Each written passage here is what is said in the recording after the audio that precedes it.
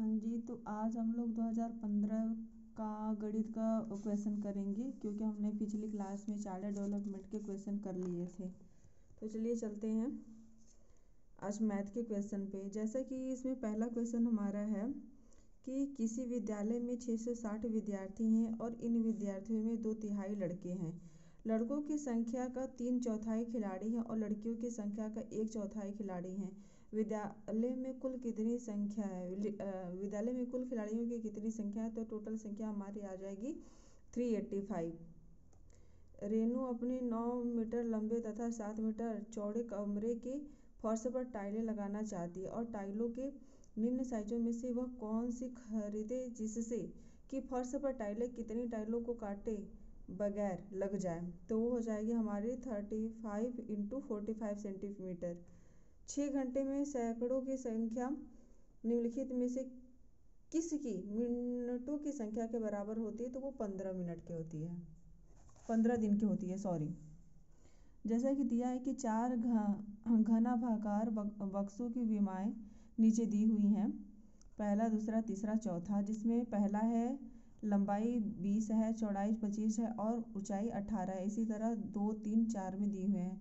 तो कह रहा है कि लकड़ी के 18,440 सेंटीमीटर घनों को पैक करने के लिए निम्नलिखित में से किन बक्सों का प्रयोग होगा?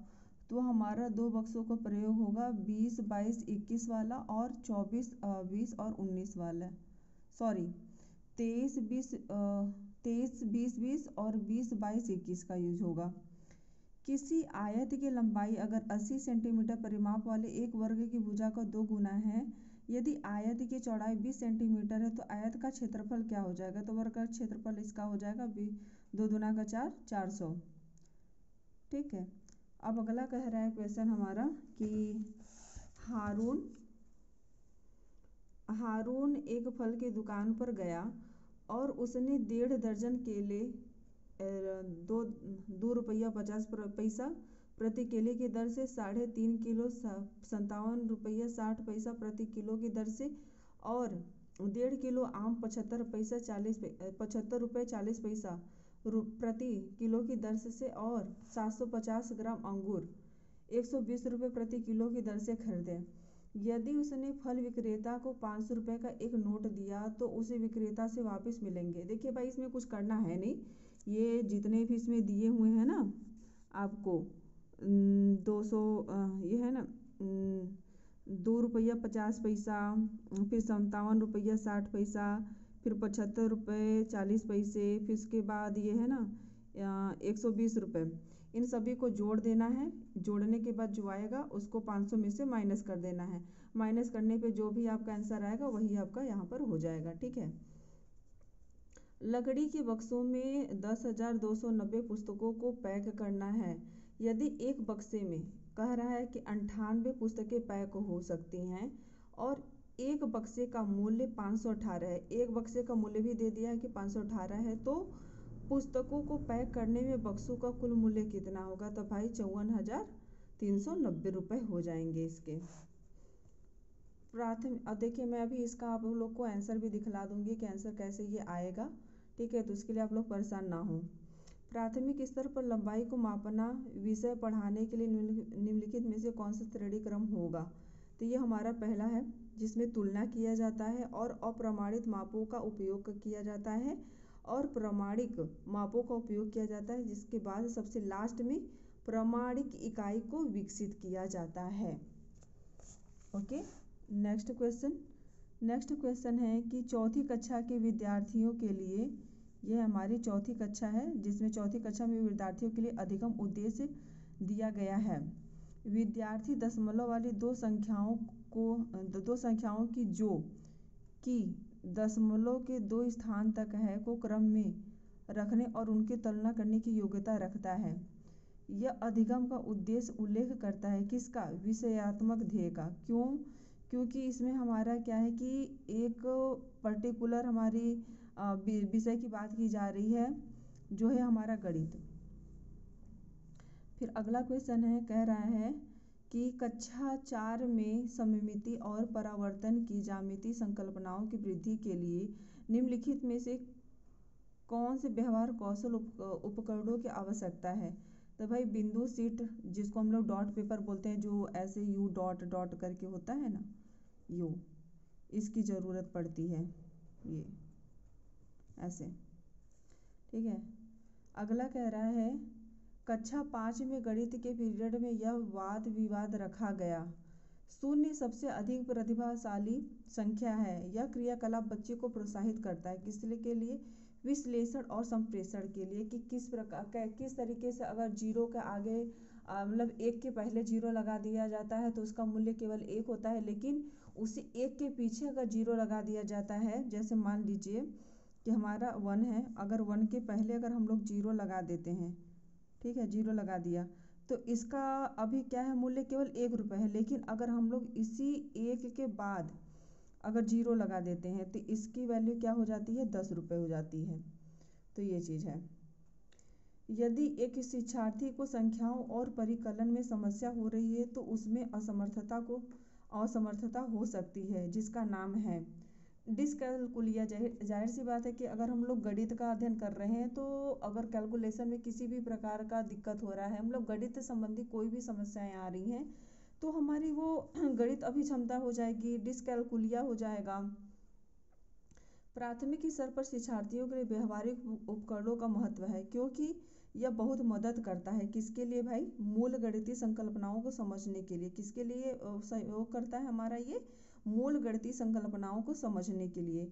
निम्नलिखित में से कौन सा खुला अंत वाला प्रश्न है। भाई खुला अंत वाला हो जाएगा, देखिए अगर 15 का 3 में गुणा कर देंगे तो ये लिमिट हो जाएगी कि हाँ 15 3 45 होता है, इसकी वैल्यू बोल दिया कि हाँ वैल्यू बस निकालो। अब कह रहा है कि अगर 15 को 3 से गुणा किस प्रकार करेंगे, तो भाई अब ये तो भाई इसको कई तरीके से कर सकते हैं, है ना। चाहे तो हम लोग डायरेक्ट कर देंगे 3 5 15, या फिर कर सकते हैं 5 3 15, चाहे जैसे भी मतलब आप निकाल सकते हैं। ठीक है। कोई दो संख्याएं लिखिए जिनका गुणनफल 45 हो। लो ये भी लिमिट कर दिया कि भैया दो ही संख्या होंगी जिससे हम लोग गुणा करेंगे तो उसका योग क्या आ जाएगा, 45 आएगा। संख्या रेखाओं का प्रयोग करते हुए 3 बार 15 का मान लिखिए। अब फिर से वही सेम है, हटाइए इसको भी। कक्षा 2 के कुछ विद्यार्थियों को हासिल वाले 2 अंकों की संख्याओं को जोड़ने में कठिनाई का सामना करना पड़ता है। तो इस समस्या का कारण क्या है, पूर्व समूहीकरण की प्रक्रिया की समझ का अभाव। ये बात तो सही है भाई, अगर कक्षा 2 का बच्चा है और उसको मान लीजिए हम लोग सवाल दे देते हैं कि 9 और 8 को जोड़ो, इसके नीचे हम कर देते हैं इसके नीचे कर लेते हैं 2, यहाँ पे कर लेते हैं 3। अब ये बताइए, अब वो बच्चा क्या करेगा कि 8 में अगर 3 जोड़ेगा तो 11 आता है, तो वो क्या करेगा, वो 11 पूरा यहाँ पर लिख देता है, क्योंकि उसको हासिल का ज्ञान नहीं है। वो इस हासिल को उसको समझ में नहीं आ रहा है कि ये जो हासिल हमारा 11, जैसे 11 आया तो हासिल हमारा 1 जो है वो आगे वाले में जुड़ जाता है। इसका अगर वो ज्ञान होता तो उस चीज़ को गलत नहीं करता, इसी वजह से कहा जाता है इसको। ठीक है। प्राथमिक स्तर पर गणित की अच्छी पाठ्य पुस्तक के लिए निम्नलिखित में से कौन सी विशेषता महत्वपूर्ण होती है, तो उसके लिए है उसमें अवधारणा का परिचय संदर्भों के द्वारा दिया जाना चाहिए। कि मतलब भाई पहले अगर बच्चे को इंट्रोडक्शन दे दीजिए, उस चीज़ के बारे में समझा दीजिए कि हाँ होता क्या है, तो फिर बच्चे उन क्वेश्चन को गलत नहीं करते हैं। वैन हीले के ज्यामितीय स्तर के अनुसार जो विद्यार्थी आकृतियों को दिखावट के अनुसार वर्णित और वर्गीकृत कर सकते हैं, स्तर 1 की मानसिक स्तर होगा। जाहिर सी बात है भाई कि उन्होंने क्या किया था भाई कि जो लिखावट है उसके अनुसार उसको वर्णित कर दिया। ठीक है। नेक्स्ट है गणित की कक्षा में संप्रेषण का उल्लेखन किस क्षमता का विकास करता है, गणितीय विचार को सुव्यवस्थित संचित और स्पष्ट करता है। अगला क्वेश्चन, यदि एक शिक्षार्थी पूर्णांकों, भिन्नों और दशमलव संख्याओं पर चारों आधारभूत संक्रियाएं संपन्न करने में समर्थ है तो वह किस प्रकार की अवस्था है, तो वह है संक्रियात्मक अवस्था में। ओके। अब कह रहा है कि राष्ट्रीय पाठ्यचर्या रूपरेखा 2005 सिफारिश करता है कि प्राथमिक स्तर पर गणित की शिक्षा का केंद्र क्या होना चाहिए। तो इसके लिए भाई हमारा जो है आंसर हो जाएगा कक्षा कक्ष में दी गई पढ़ाई को विद्यार्थी के दैनिक जीवन से जोड़ने में सहायता करना। भाई हम अगर कोई भी पढ़ाई करते हैं और उसका यूटिलाइज अपने दैनिक जीवन में नहीं कर पाते हैं तो फिर उस पढ़ाई का क्या ही वैल्यू। अगर कोई बच्चा है, कोई बालक है, जैसा कि हम लोगों को ट्रेनिंग में सिखाया जाता है कि जो छोटे बच्चे हैं हम उनको अगर 1 रुपये 2 रुपये 10 रुपये दे रहे हैं, वो जा कर के कोई भी चीज़ खरीद रहे हैं और पैसे उनको वापस दिया जा रहा है और उसको वो जोड़ नहीं पा रहे हैं कि हाँ हमने 10 रुपये दिए थे, हमको इतने वापस लेने थे, लेकिन उनको जो है कि दुकानदार ने कम पैसे दे दिए। तो ये क्या है, उनकी ज़िंदगी में जो भी चीज़ें घट रही हैं वो उसको उसे जोड़ नहीं पा रहे हैं ना, क्योंकि उनको आ ही नहीं रहा है। तो इस वजह से हमको ऐसी शिक्षा देनी चाहिए जिससे कि वो अपनी ज़िंदगी से उन चीज़ों को जोड़ सके, चाहे वो आपका गणित का हो, चाहे वो समाज का हो, चाहे वो किसी भी विषय से संबंधित हो। अगला क्वेश्चन 51, निम्नलिखित में से कौन सा संख्या की समझ का महत्वपूर्ण पहलू नहीं है। तो वह देखिए संरक्षण मतलब हो जाता है क्या कि किसी चीज़ को सुरक्षित करना, है ना, जबकि हमारा जो गणित है वो तो गणना से संबंधित होता है, अंकों को लिख सकते हैं, पंक्तिबद्ध कर सकते हैं, है ना। संरक्षण तो पर्यावरण को किया जाता है ना। अध्यापक ने कक्षा 4 के छात्रों को 36 टाइलें दी और उन्हें सभी संभव आयतों में व्यवस्थित करने के लिए कहा। इस क्रियाकलाप द्वारा निम्नलिखित में से कौन सी संकल्पना को संबोधित नहीं किया जा सकता। तो वो है, देखिए क्या बोला था कि 36 टाइलें हैं और आयत के लिए कह रहा है ना, तो गुणनखंड तो हो ही सकता है। नहीं बोला है, ध्यान दीजिएगा, नहीं, संकल्पना को संबोधित नहीं किया जा सकता है वाले, इसी वाले में क्वेश्चन सारे लोग गलत करते हैं, नहीं के जगह पे है वाला करके आ जाते हैं। तो आयतन को नहीं किया जा सकता है, बाकी गुणनखंड, गुणनफल और क्षेत्रफल सबको किया जा सकता है। अगला क्वेश्चन है 10,000 + 10,100 + 10 दहाई बराबर है। अब इसको हम लोगों को अंकों में लिख देना है, जिसका आंसर ये आ जाएगा, ठीक है, 11,100। फिर 12,112 को 11 से और 13,223 को 13 से भाग देने पर प्राप्त शेषफल क्या होगा। देखिए इसमें 2 अंक दिए हुए हैं, ठीक है, 12,112, फिर उसके बाद 13,223। बोल रहा है कि जो 12,112 है उसको 11 से और जो 13,223 है उसको 13 से भाग देंगे तो दोनों का शेषफल क्या होगा, देने पर प्राप्त शेषफलों का योग, मतलब इसका भी शेषफल, इसका भी शेषफल, दोनों को जब शेषफल होगा दोनों को जोड़ देना है और वही जो होगा वो आंसर हो जाएगा। तो आंसर हो जाएगा हमारा 3। 54,431 में 6 के स्थानीय मान तथा 4 के अंकित मान में अंतर। अब देखिए 4 हमारा सैकड़े पे है और 6 जो है हमारा 1000 पे है, ठीक है, तो 6000 में से 400 घटा दीजिए तो कितना हो जाएगा हमारा, 1 मिनट, अंतर कह रहा है ना, हाँ, अंतर का मतलब होता है माइनस करना, है ना। तो 6 का स्थानीय मान कितना हो जाएगा हमारा, भाई यही पे इसको तो कर सकते हैं हम लोग ना, 1 2 3 4, हाँ ठीक है, 3 0 हो गए ना, 1 2 3, ठीक है। 6 के स्थानीय मान तथा 4 के अंकित मान में अंतर। अब 4 का कितना हो जाएगा भाई, 400, है ना, कितना हो जाएगा 400, तो कितने हो गए,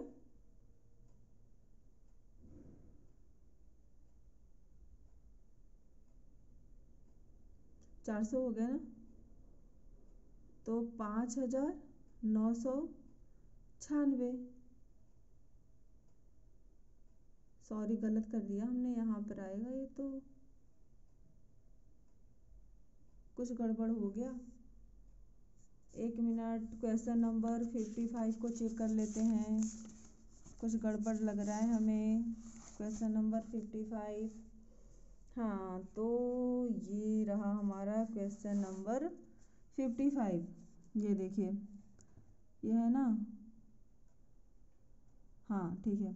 6 का स्थानीय मान 6,000 हो गया, फिर उसके बाद अच्छा सॉरी, अच्छा इसके जस्ट बाद में ही तो है ना ये, तो इसलिए तो इसका स्थानीय मान तो 4 ही हो जाएगा ना, तो 6,000 में से अगर 4 घटाएंगे तो वही न होगा, 5,996, सही है, ओके।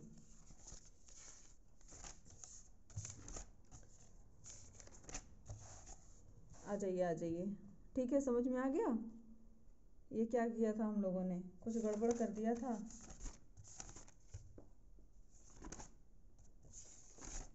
हाँ ठीक है, ओके, आ जाइए यहाँ पे। ठीक है, यहाँ पे हमने गलत कर दिया था, इसको हटा देते हैं। हम्म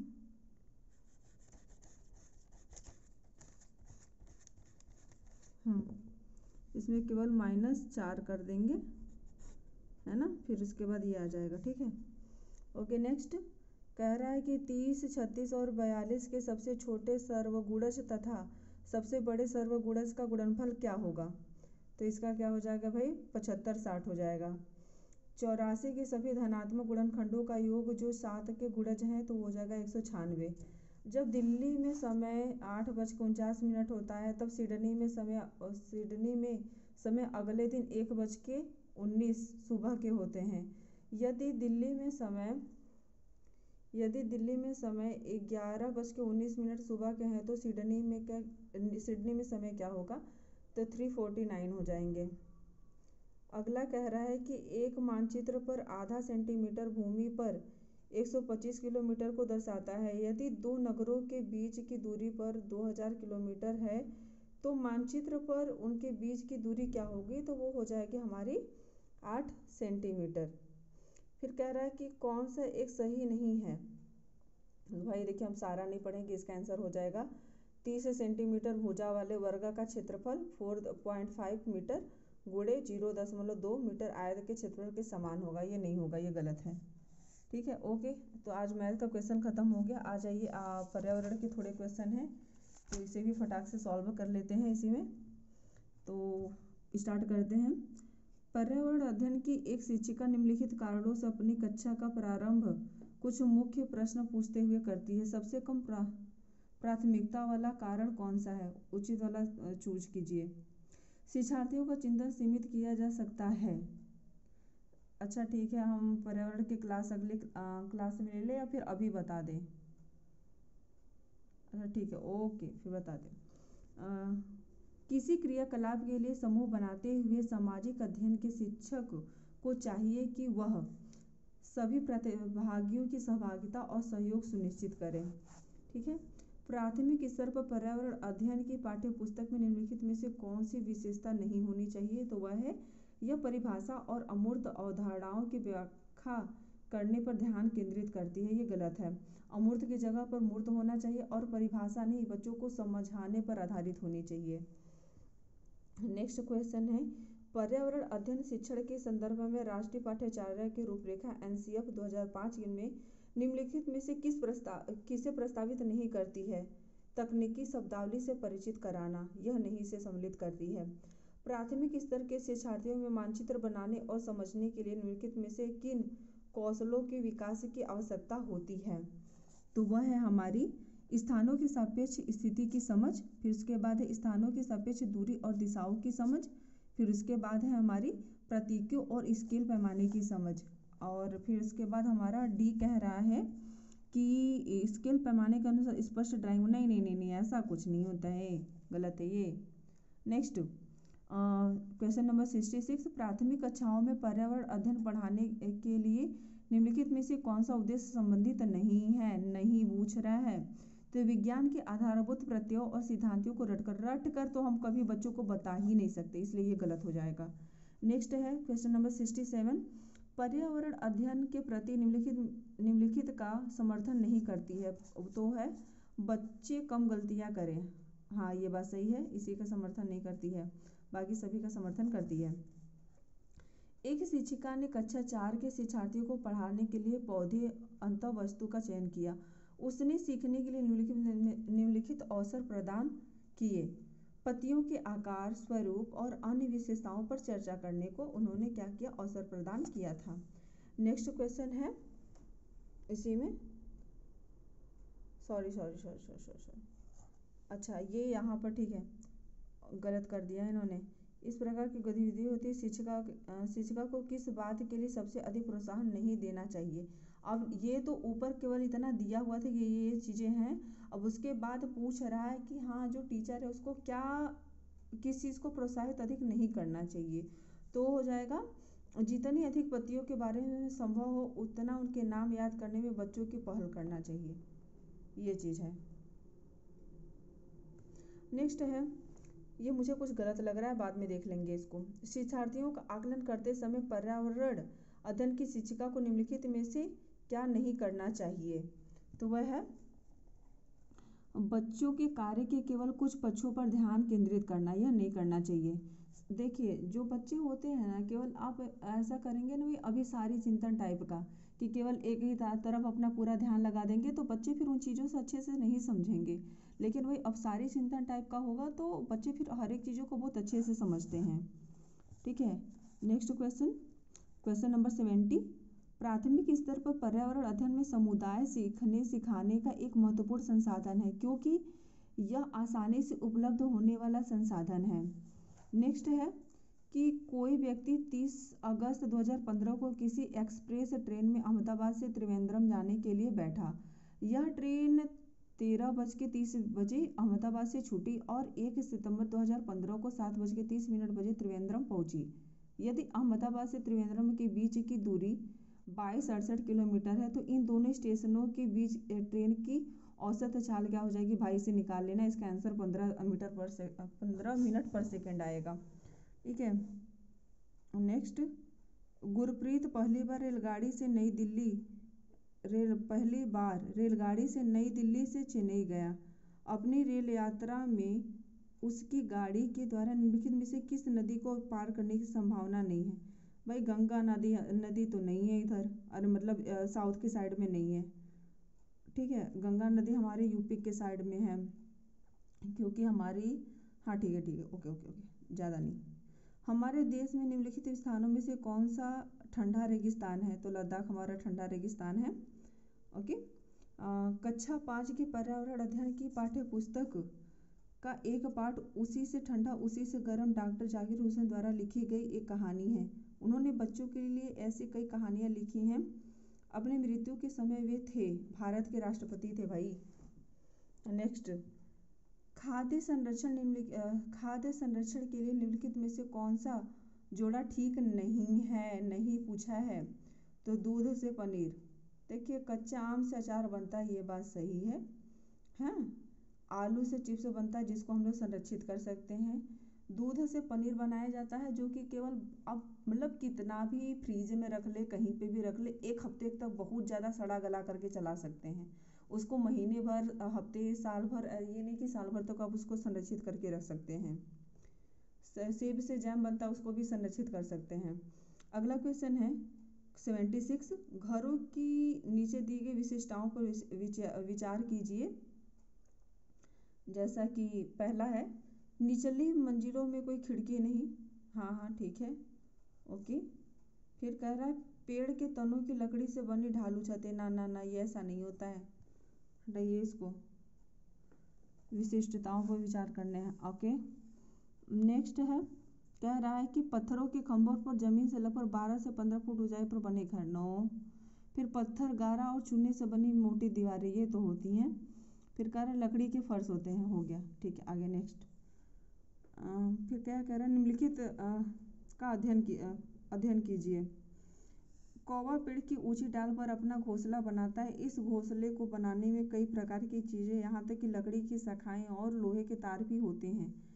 एक चालाक पक्षी भी है जो अपना घोंसला नहीं बनाता और कौवे के घोंसले में अंडे देता है। बेचारा कौवा अपने अंडों के साथ इन अंडों को भी सेता है। यह पक्षी कौन सा? तो भाई कोयल होती है। वो अपना घोंसला कभी नहीं बनाती है, कौवे के घोंसले में रहती है और उसी में अंडे देती है और बेचारा कौवा उसको सेकता है। निम्नलिखित में से कौन बीज नहीं है? तो वह हमारा साबुनदाना कोई बीज नहीं है। काली मिर्च, गेहूँ, सौंफ सारे बीज हैं। नेक्स्ट क्वेश्चन हो जाएगा, रेहाना अपने परिवार के साथ केरल जाती है। वहाँ उसे बड़े वृक्ष दिखलाई पड़ते हैं जो उसके गृह नगर शिमला के उच्च वृक्षों से भिन्न है। उसने केरल में कौन से वृक्ष देखे? भाई नारियल के वृक्ष देखे हैं, क्योंकि वो लंबे लंबे होते हैं। नेक्स्ट क्वेश्चन, बच्चों के द्वारा सब्जी बाजार से इकट्ठी की गई। निम्नलिखित में से पहचानिए कि भीतर बीज होते हैं। आलू, टमाटर, नाशपाती, चीकू, भिंडी, करेला, प्याज, खीरा। देखिए बीज की बात होगी तो टमाटर में होता है, नाशपाती में भी होता है, चीकू में भी होता है, भिंडी में होता है, करेला में होता है और खीरा में होता है। ये तो सारे लोग अभी जाड़े का टाइम आ रहा है ना, सारे लोग देख लीजिएगा। टमाटर तो हम लोग हमेशा खाते हैं, नाशपाती भी खाते हैं, भिंडी भी खाते हैं, करेला भी खाते हैं और खीरा भी खाते हैं, तो इन सब में बीज हम लोग देख चुके हैं। बाकी बची चीकू की बात है तो भाई थोड़ा आप लोग देख लीजिएगा। नीता आंध्र प्रदेश जाती है और 2 साड़ियाँ खरीदती है जो खास तौर पर बनाई जाती है, ये क्या कहलाती है? देखिए, आंध्र प्रदेश, तेलंगाना, पोंचमपल्ली और कलमकारी यहाँ की साड़ियाँ फेमस हैं।